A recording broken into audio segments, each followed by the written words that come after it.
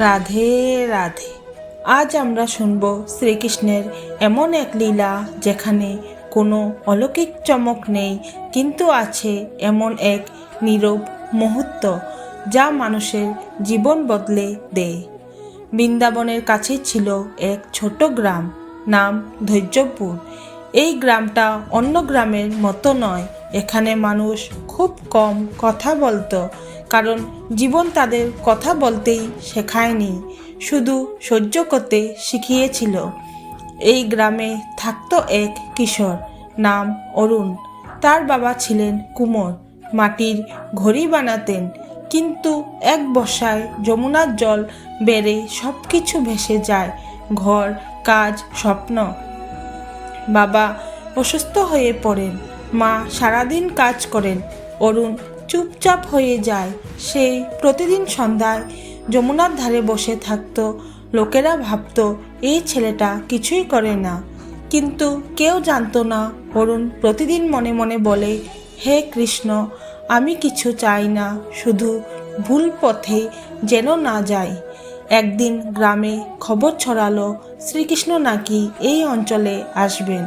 লোকেরা ব্যস্ত হয়ে পড়ল, কেউ ফুল তুলছে, কেউ প্রসাদ বানাচ্ছে। অরুণ কিছুই করল না, সে শুধু নিজের বাবার পাশে বসে তার হাত ধরল। মা বলল, তুই মন্দিরে যাবি না? অরুণ বলল, কৃষ্ণ যদি আসেন তিনি এখানেও দেখতে পারবেন। সেই রাতে গ্রামে আলো জ্বলল, ঢোল বাজল, উৎসব। কিন্তু অরুণের ঘরে একটি ছোট প্রদীপ জ্বলছিল, নিঃশব্দ। হঠাৎ রাস্তায় কারো পায়ের শব্দ। এক বালক এসে দাঁড়ালো, চোখে গভীর শান্তি, মুখে মৃদু হাসি। সে বলল, তুমি মন্দিরে যাওনি কেন? অরুণ শান্তভাবে বলল, আমার মন্দির এখানেই। বালক কিছু বলল না, সে শুধু বাবার দিকে তাকালো। পরদিন ভোরে অরুণ দেখল বাবা উঠে বসেছেন, চোখে অনেকদিন পর আলো। গ্রাম জুড়ে কথা ছড়ালো, কৃষ্ণ এসেছিলেন। সবাই জিজ্ঞেস করলো, তুমি দেখেছ? অরুণ বলল, আমি শুধু একজনকে দেখেছি, যিনি কথা কম শুনতেন, হৃদয় বেশি দেখতেন। বছর ঘুরল, অরুণ বড় হলো, সে আবার মাটির কাজ শুরু করলো। কিন্তু সে ঘড়ি বানাতো না, সে বানাতো ছোট ছোট প্রদীপ। লোকেরা জিজ্ঞেস করলো, এত ছোট কেন? অরুণ বলতো, যাতে আলো কম হলেও নিভে না। ভক্তগণ, এই কৃষ্ণলীলা আমাদের শেখায়, সবাই মন্দিরে গেলে কৃষ্ণ সেখানে থাকেন না। যেখানে দায়িত্ব, যেখানে সেবা, যেখানে নীরবতা, সেখানে কৃষ্ণ থেমে যান। আজ আমরা ভাবি ভক্তি মানে বড় কাজ, বড় শব্দ, কিন্তু কৃষ্ণ দেখেন কে নিজের কষ্টের মাঝেও অন্যের হাত ধরে রাখে।